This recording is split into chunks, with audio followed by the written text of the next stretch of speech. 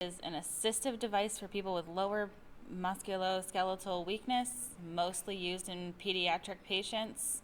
It helps people stand up and walk and be independent in their life. And so when they do start walking, they need those assistive devices to kind of help them reciprocate gait and ambulation. RGO is kind of like an exoskeleton for people that can't walk. HKAFO,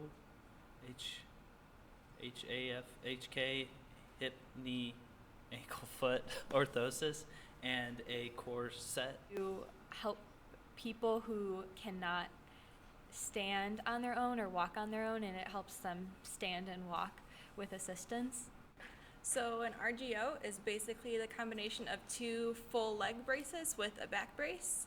So it helps people with lower muscular weakness to be able to stand and walk, and then it also reciprocates the motion. So you can have just two leg braces on a patient, but the reciprocating gait orthosis has an advantage that it allows the legs to reciprocate a walking motion.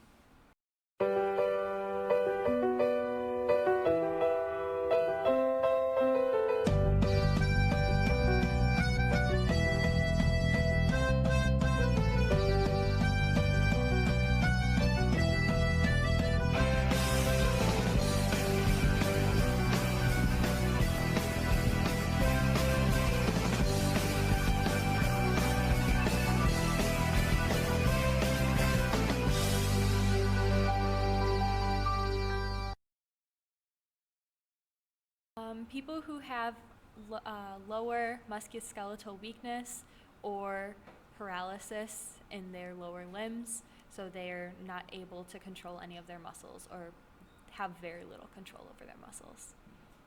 So that could be a spinal cord injury, it could be a neurological problem like spina bifida, so anything where they don't have full control over their legs and torso.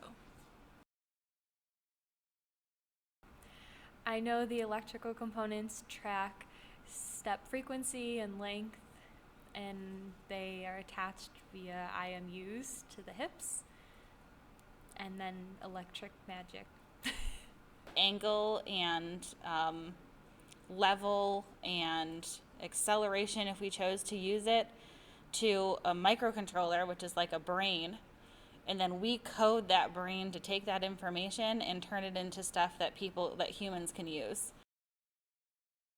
The cams act as almost a lever to the foot, so as you raise your foot up, the cam will rotate downwards, and then you put your foot back down, and it levers the foot just a little bit forward, allowing for a step.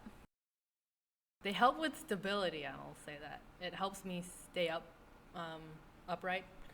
The RGO itself has like little tractions underneath, which has a smaller surface area.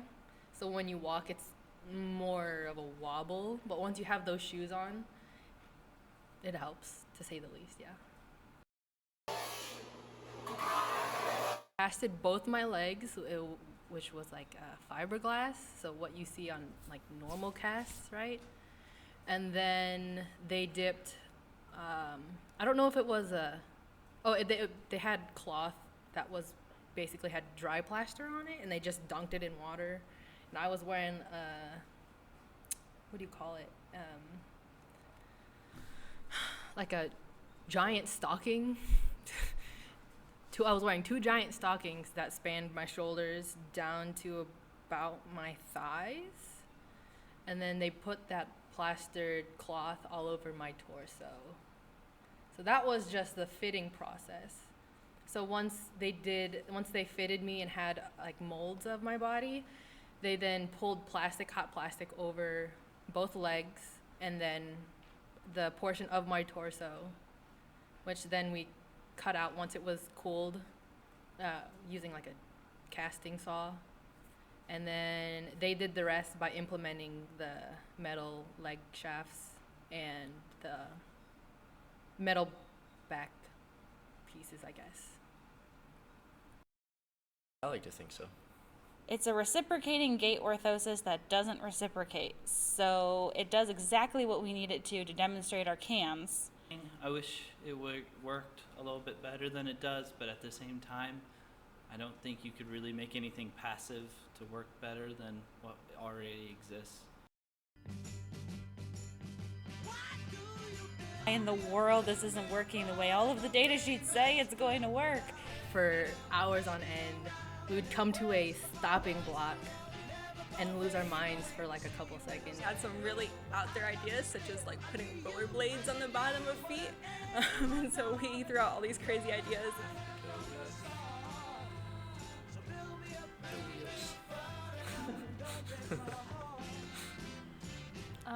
My favorite moment is listen to Nolan sing show tunes at random points.